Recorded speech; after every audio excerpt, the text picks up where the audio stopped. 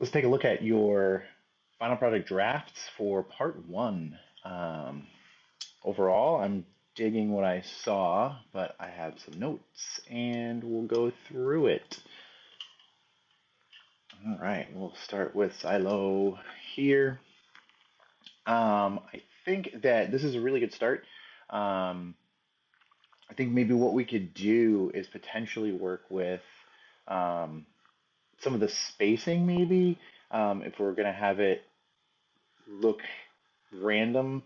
It's hard to sort of make something purposely look random, but there's always an intent to there. But if you want it to sort of look more random, I would have them like scattered a little bit. Or my other suggestion is it almost looks like they're falling from like this central point here, not to have it like perfectly even, but if they kind of like fell towards the middle, like sort of like funneling, if that makes sense, or even if they were sort of looked like they were tumbling down, so you could just rotate them a little bit more to give them a little bit more action. And I might play around a little bit with some more warping, like perspective, or even the free transform tool, to try to just give it a little bit more, um, like more action, if that makes more sense. And we could talk about that a little bit more in class, but I just kind of want to give you that as a starting point. But I think overall it's a really good start. Maybe even a different font choice, not something too crazy or silly, but it's something to give it a little bit more, again, more action, or even like a little, if there was like a line and they were falling after that line, even if you wanted to get more sort of designish with it and have the L bottom of the L extend or something, um, and have it like look like it's kind of almost falling off a cliff. Um, I was thinking originally of having like a look at like it's tripping over another letter, but then that's tripping instead of falling. But you get the general idea. I think just sort of creating a little bit more of a either a sense of chaotic motion, or give it a little bit more order and then have it sort of like fall apart at the end, if that makes sense. Um, to sort of ground it a little bit, give it some grounding to fall from. Hopefully that makes a little bit more sense. We could talk about it more in class, but again, I think this is a really good start. I think that it either needs a little bit more chaos or a little bit more grounding, and then I think you'll be all set with it. All right, Katrina. So there's a note on this, which I appreciate. Um, I think that um, again, this is a really good start. I think maybe where's my mouse? There it is. I think maybe with this, having this be a little bit more like flame colored, it's a little bit sort of rainbow-ish. There's some probably, or we can make one. There's probably some flame gradients that might work with this. I might try to see you had the yeah to make the word itself look like a campfire. Um, but what I think we might be able to do is even just playing with some gradients, to make these, and there are wood textures. We can work with textures, or we can work with gradients, etc. To basically make it look like either kind of like a matchstick effect, but we'll be giving you that wood kind of effect where like this is obviously the flame, and then this is getting a little bit more blackish and then brown, and we can have a gradient go from like here, basically right to left instead of left to right in reading order. Um, but yeah, I think there's some things we can do to play with some gradients, even textures in here. I would work on your kerning a little bit too, going back to assignment two, I think it was. Your kerning is a little bit loose, so let's go in for everybody. If there's some kerning to be done in your action words, don't forget about that. But yeah, I think there's some things that we could do. I think again, playing with some gradients, maybe even a little bit of depth. Um, but I think the gradients and just changing the colors might go a long way with this, and we can certainly work on that. But I think that if you had, if this is, it's hard to tell because this is a PDF. Um, but if this was outlined text, you could um, fill it with a texture, or we could play with the gradient to have the gradient sweep across all four letters instead of just down one. But I think there's definitely some things we could do. Again, some relatively simple fixes I think could make this work pretty well. All right. Then going to Mikayla here. And then let's open. There we go. So we have our AI file. And I'm going to zoom in. Oops. No. Zoom in just a little. That was too much. So we have our melt. Again, I think excellent start. I like kind of what you're trying to do with this. Well, that's why this negative space here. I think if this is what you're going for, if you're looking for it to kind of like look like it's melting from the top down, I think having these be drips specifically, like I feel like it works better here with the E, the top of the E rather than the top of the T. I think if you wanted to have, um,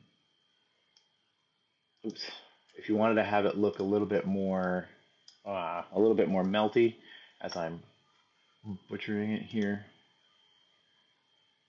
There's my handle. You know, you can kind of even just play around with some of your Bezier curve here to give it that kind of like, I don't know, runny is not the right word, but you kind of get the idea. With the top of the letters and where they're sort of like running down rather than dripping. I like the use of the negative space. I think just sort of like maybe tightening that kind of stuff up. I think the font choice and what you've done with the letters works really well. I think you might have a little bit too many drips going on. I think maybe sort of refining, um, refining some of these. Where like here, like the M could be like one big drip and then maybe one other one. I think it's a little bit busy. So I think you have a lot of drips going on, but I think maybe refining that top um, would help a lot. Just sort of, again, like obviously going a little bit more than I did here, but kind of looking where this is sort of, I don't want to say the word melt, where it just kind of, I don't know, it doesn't really, like you think of ice cream melting when it melts from the top down, like it doesn't really like form a drip and then the drip comes down like at the top, sort of like sags, I guess, and then the drips form from that. You know what I mean? So I think being a little bit less busy with the tops here and having everything just sort of look, I don't know, more fluid, if that makes sense. And I think refining some of your drips and actually just kind of like cleaning it up, I think in this case, like a little bit more simple would be a little bit more effective for sure. All right, moving on to Samuels. Here we go. All right. I honestly didn't have a ton to say about this one. I think this is done really well. I like a lot of this first sort of round is a little bit more nitpicky, is not the right word, but since it's a little bit more open creatively, there's sort of less, I guess, I don't know, critical feedback if you want to call it that. So yeah, I think this is done really well. I like the framing. The sort of bust shot works really well. I like that you use some of this positive negative space. There's some really good balance in it. Um, the sort of hoodie at the bottom, I like. I again use this positive negative space to really sort of frame out that hoodie works really well. The framing of your head and some of the lines in the forehead, the letters for the ears, and then some recognizable letters, and then not so much mixed in for the hair, I think works really well. I think the eyes work really well. My minor-ish thing is some of the, I know it's kind of tricky, but some of the like facial features, I think the eyebrows are pretty good. The eyes, I think the mouth we could maybe, I guess, define. It's a little bit thin. Um, so I think maybe even just, um, thicken it up in parts just to sort of give it a little bit more form. This is gonna, oops, it's like this is gonna wreck it, but you get the idea. But if you can like, obviously this is, oh, I need to zoom in more, but you get the idea. That looks really horrible. Sorry, I'm messing up your face there. Whoa. But you get the idea. Thicken it up a little bit, maybe not look so distorted like I just did. But just so it's not so thin. And then I think, again, here with the nose, I think since you have um, this really good sort of positive negative space working and you have this large area of sort of positive space, I think um, you could either make this smaller. I don't necessarily think it's bad per se, but I think if we made the nose, even just making it a little bit smaller, and then even taking some of this negative space, or depending on what letter you use there, sort of thin it out. So do the opposite of the mouth. I think thinning this part out, now I just made it look even worse. Um, Thinning this part out, I just messed up your mouth, and now I messed up your nose. Yeah, I think sort of thickening up the mouth a little bit, maybe shaping it a little bit more mouth-like. Um, Not what I did at all. And then actually making the nose a little bit smaller, maybe thinning it out. I think would be really the only areas to concentrate on here is the nose and the mouth. I think other than that, I think the rest of it looks great. I think that's an excellent start for your, I almost said vector portrait, for your text portrait. I think works really well. Okay, moving on to Max here. Okay, so we have bounce. Good word. Let's zoom out just a little. So I think kind of like the falling, I think we have sort of similar thing happening here. Um, we just sort of have this kind of like sweep, um, where if the word was falling, it almost could work for falling as well.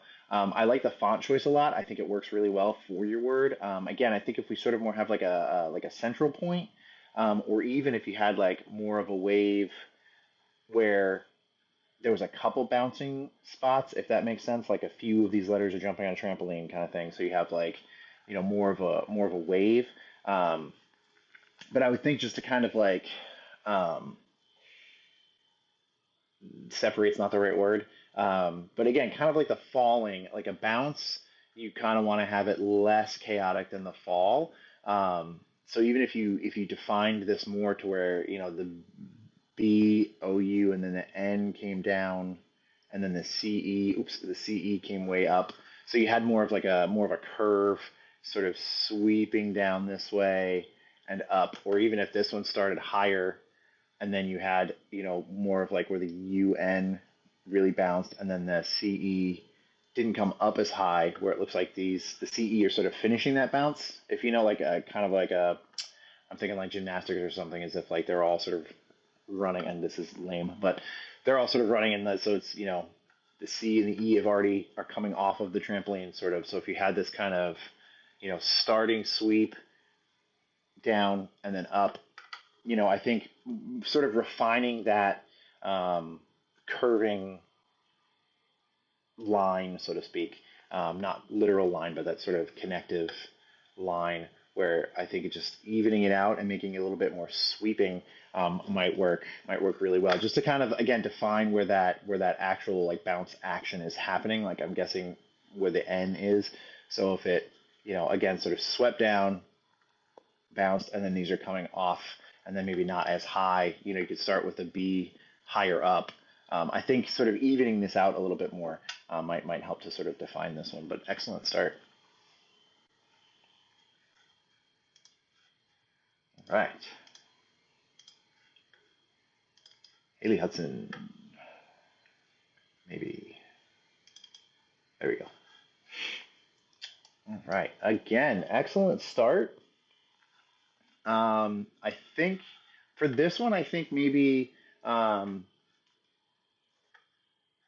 going with a different font choice for some reason. I'm feeling this is a little bit, um, I don't know, stiff, um, for lack of a better word. I like the idea of, your simple graphics here, adding these simple graphics. I think if we had this sort of curve a little bit, um, give it a little bit more action. You can potentially either draw it in or even use part of the C, if you were to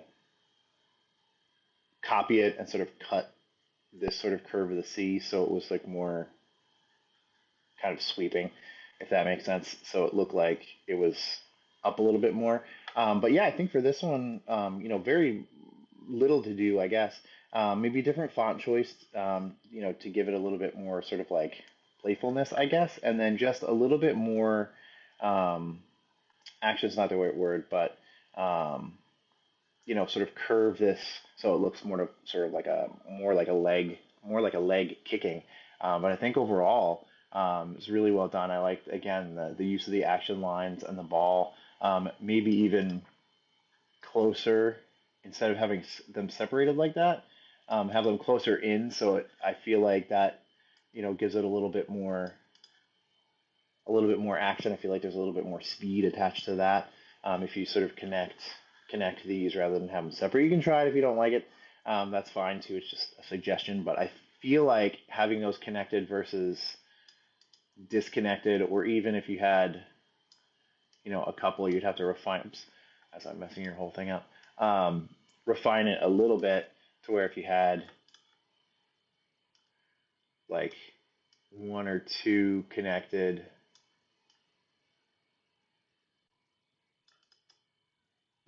Maybe not. My other idea too is to stagger these a little bit more if you don't have them connected. So if you had them sort of,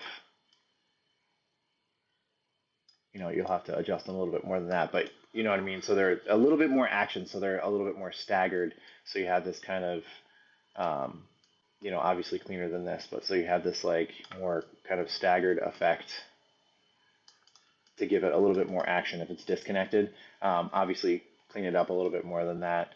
Even reverse where those are. So the longer one is on top there. But you kind of get the idea of giving it just a little bit more movement, just a little bit more action if they're going to be disconnected. Have them sort of staggered like that, just to give that a little bit more sort of explosive action. But I think overall, a great start. All right. I'm going to not save it so I don't mess up your thing. Carter. So he did the portrait. There we go. And I think here, I think this is really well done. Not really a ton to say about this, to be honest. You can see where, if I ungroup here, some of the pieces you can pull apart. Not really any recognizable letters. My minor thing with this, I think, before I go with that, the nitpicky stuff, I think positive and negative space is used really well here. I think you've distorting these letter forms to give you a really good balance and to frame the face, to shape the face and the hair. I think works really, really well. I think my only sort of like minor-ish thing would maybe throw in a couple of recognizable letter shapes, like maybe like even subtly like in the ear, subtly in the eyes a little bit, just to give sort of a touch, maybe even in the hair and some negative space. That's to say, not just to like throw like, you know, whatever, I'm randomly saying G, like to throw just a random white G in there to give you that negative space. But I think if you were to sort of um, add, or manipulate a little bit of, give a hint of some letter forms, even in the negative space of the mouth, if you had, um, I'm trying to think of your word, you could use an E for the I. I don't know what the middle name was. But if even in the negative space in the lip here, if you, like for argument's sake, if you had an I, even having a sort of little bit of a recognizable I, lowercase I in white. And again, it doesn't have to be the actual perfect letter just to throw it in there. But I think just giving little hints of some recognizable letter shapes, I think for the purposes of this assignment, I think would work really well. Again, overall, I think it's really well done. I think the portrait looks great. Yeah, nice design balance, nice use of positive and negative space, great illustration in general. All right, I'm going to not save that as well. All right, moving along, Ryan. As it goes halfway off my page here. Oh, here we go. So we have drip here. Okay, and then we have, oh, I see what you did here. It looks like we have an empty letter there. Okay. So for these, I like the distortions that you've used a little bit, or you've used a lot of distortion. You can see when you hover over it, shows you the original um, letter form that you've used. I'm going to guess that you probably used some bulging in there, maybe waving, etc. Again, I think maybe a little bit more subtle. I think if you had the D, the R, and the I, maybe sort of start to kind of subtly drip, and then have the P, again, sort of like the melt one. I think if you had the P sort of formed into this like raindrop ish, um, and then you could even have, instead of adding, because you have O's here, I'm trying to think if you wanted to use an O, because that's not part of the word. If you had drop, DROP, and had the O really form into that one letter, or rather one droplet, I think might work. And then you could have the D, the R, and the P sort of look a little bit distorted. I think in this case, I think we went a little too much with the distortion. And then again, sort of like centralizing that, like if you had the O sort of form into this droplet here, that's changing your word a little bit, but you get the general gist of the idea. So I think here maybe playing around with some lighter transformations, even maybe sort of in air quotes by hand manipulating them. If you outline your letter forms and then were to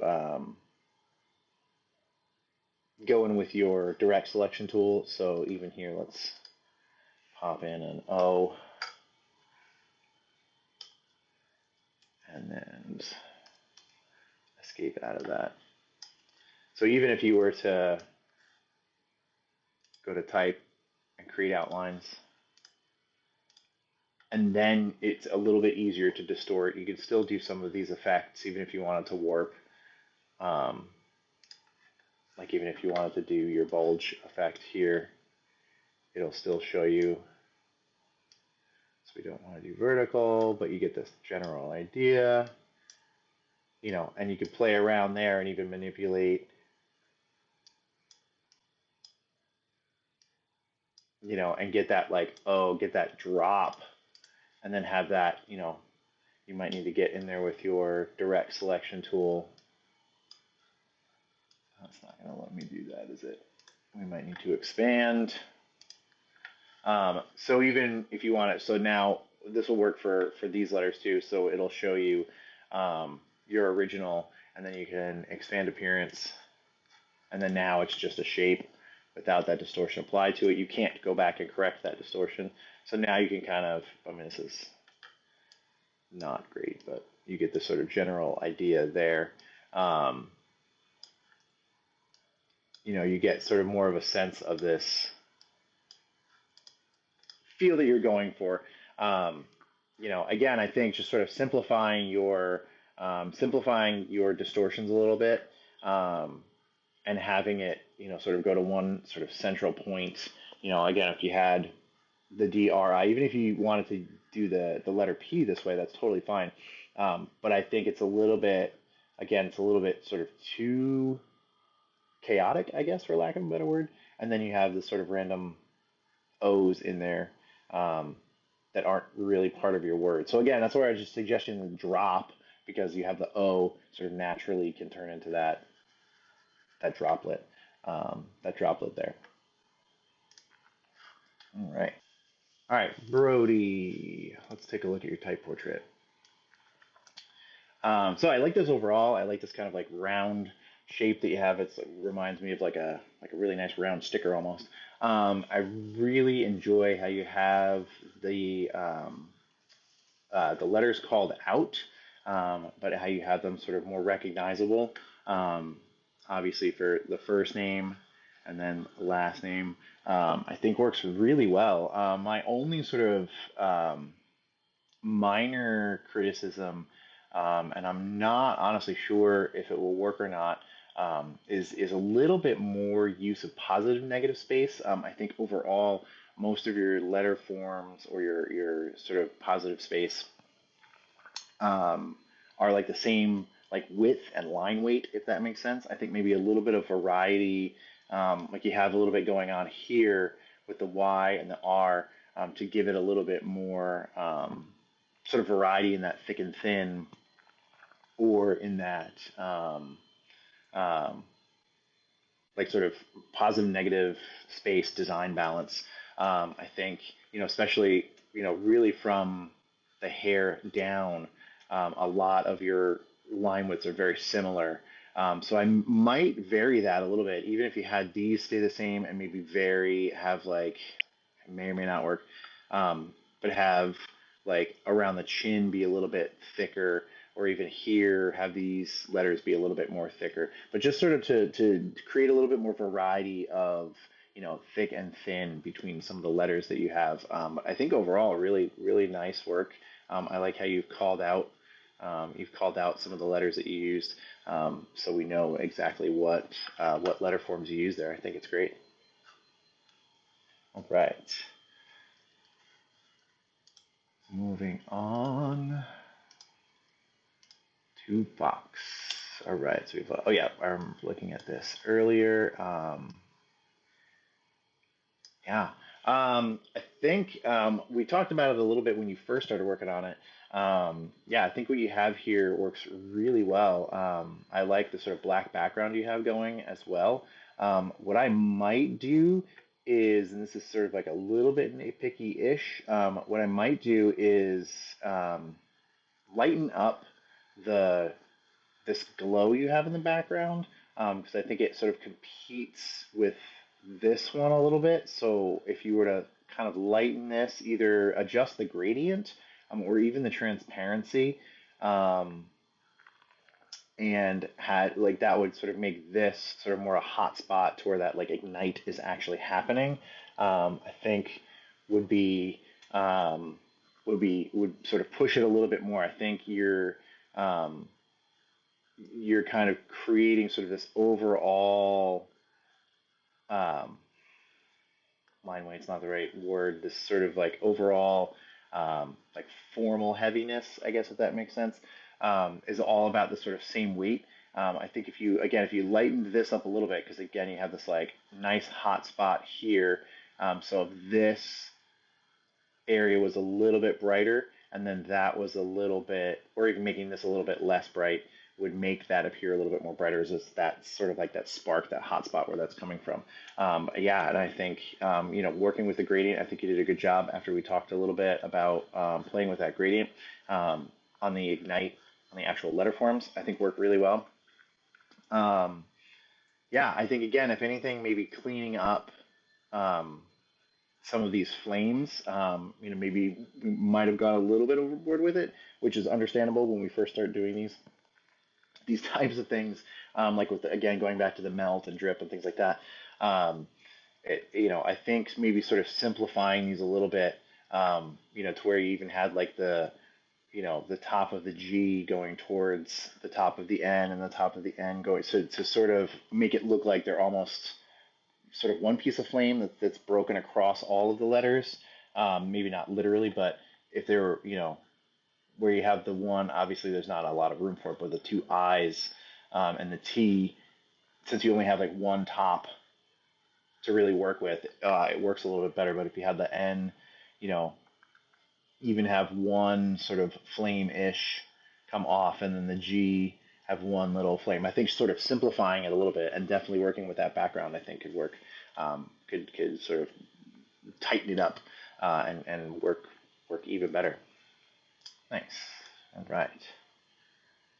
Keilani. There we go. Keilani's. All right. Again, very good, simple transformations here. I think this works really well. I might play around with your transformation a little bit more, to see if you can get, some more, I guess, wiggling, for lack of a better word. Um, but yeah, I think overall, oops, as I'm messing around with it. And I think maybe just kind of if you can either use that. Did I mess around with it? Okay, good. If you can use the perspective warp a little bit more. But I think overall, I think this is done fairly well, or really well. Sorry, I shouldn't say fairly well. It works really well for a fairly simple illustration or transformation. A lot of times you don't have to go, super heavy-handed. But I think maybe playing around with if you expand this, um, oops, it's gonna have me. So now it's a shape that you can sort of alter. So if you expand that and maybe play around with your not free transform, but your perspective warp to sort of, you don't want to squish it like that, but to give it a little bit more movement, maybe some perspective from top to bottom. Um, so it gives it here as I'm like stretching it. You don't want to stretch it, but again, if you played around with your perspective or even free transform tools, to give that to sort of give the wiggle a little bit more motion, if that makes sense. But overall, I think a good effective use of a simple transformation to create something that can be pretty effective. Nice. All right. And then Veronica. Okay, and then again, we have some notes, which I appreciate. I'm going to zoom in a little bit. So, can't figure out how to make this into a clipping mask. Any different ways I could do this? Yes, there certainly are. Um, oops, as I just moved it, so what you might need to do, and we can talk about it. We might need to expand that. Um, I'm going to lock this, but what you should be able to do is if we um, turned this into a compound path. So we're just going to compound path make, kind of like we did with the masks before, and then you should be able to make a mask with these, but we can definitely work on that. So you're just I shouldn't say just, but you're trying to use this. Oops, as I unlock, let me unlock that. Um, so we might need to expand appearance here as well to turn that more into an object. And then in theory, maybe we could, yes. Oh, I think it's because I'll have to work on a couple different tricks. Because we have this object here. I'll have to figure out how you created that object. It looks like you have a clipping group in there. Okay, so you have that. We can get into this, but yeah, I think that's a really good, effective. Could potentially be a really good, effective. Let me go back a couple steps. There you go. Um, Effective use of this. Yeah. So what we might need to do is release these from their clipping group. And then depending on how you created these, we can definitely look into oh, it looks like it's an image trace. All right. And then maybe even expanding. But anyway, before we get too involved in this, we can definitely work on this in class for sure. There we go. So now we have a path instead of, I don't know if this is actually, oh, it's not in the right thing. So it doesn't like it. I'm going to cut, paste in front. I'm just going to see how this will work. It's pretty complex, so a lot of times Illustrator doesn't really like um, those complex masks. But yeah, we can definitely. There's a couple of ideas I have that we might be able to use. I think it's just because this illustration is like super complex, but we can dig into it and look. But I think I really like the concept, and I think just kind of honestly figuring out how to mask that off. Yeah, how to mask this off and have that fit inside that dissolve, I think could work really well. Um, yeah, it's just that I think it's just because this is such a complex illustration, um, that it's just it's a lot for, I don't want to say the algorithm, but whatever, to figure it out, how to mask. But I think I get the concept and I like where you're going with it, and we can definitely make it work. Nice work overall, everybody. And we'll move on to part two.